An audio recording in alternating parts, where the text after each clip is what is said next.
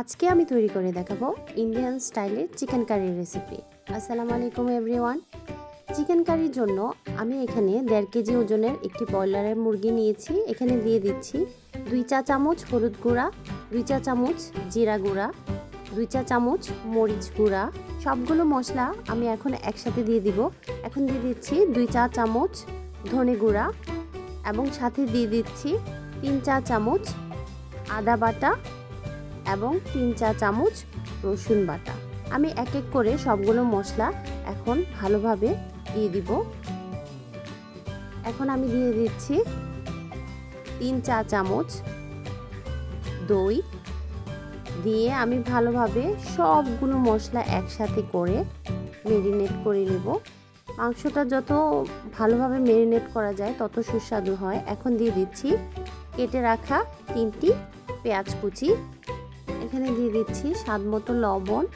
এখন একটি স্প্যাচুলারের সাহায্যে আমি মাংসের সাথে মশলাগুলোকে ভালোভাবে মিশিয়ে নিব। মাংসের সাথে মশলাগুলো যেন ভালোভাবে লেগে যায় সেজন্য দিয়ে দিচ্ছি 1 টেবিল চামচ তেল।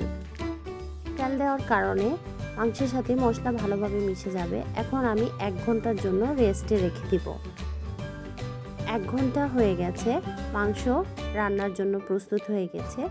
চুলায় আমি প্যান বসিয়ে দিয়েছি। এখানে দিয়ে দিচ্ছি তেল, সাথে দিচ্ছি 8টি লং, 1 চা চামচ মেথি, 8টি এলাচ, সামান্য পরিমাণ দারচিনি এবং 3টি তেজপাতা ভালোভাবে ছিঁড়ে নিয়ে নিচ্ছি।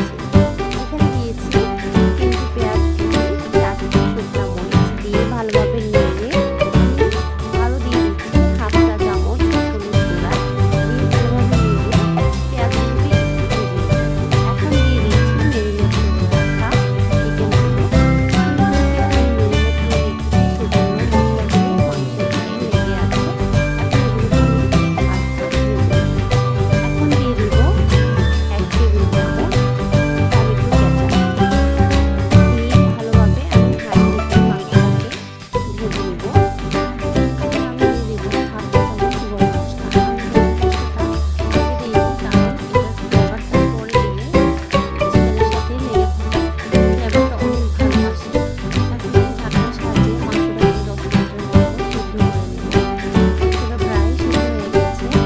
ইন্ডিয়ান স্পেশাল চিকেন কারি মূলত এইভাবে রান্না করে থাকে। আপনারা চেষ্টা করবেন এইভাবে বসিয়ে ভালোভাবে রান্না করতে। এখন আমি দিয়ে দিব সামান্য পরিমাণ পানি, পরিমাণটা বেশি দিচ্ছি। আমি 10 মিনিটের মতো হাই হিটে চিকেনগুলোকে রান্না করে নেব।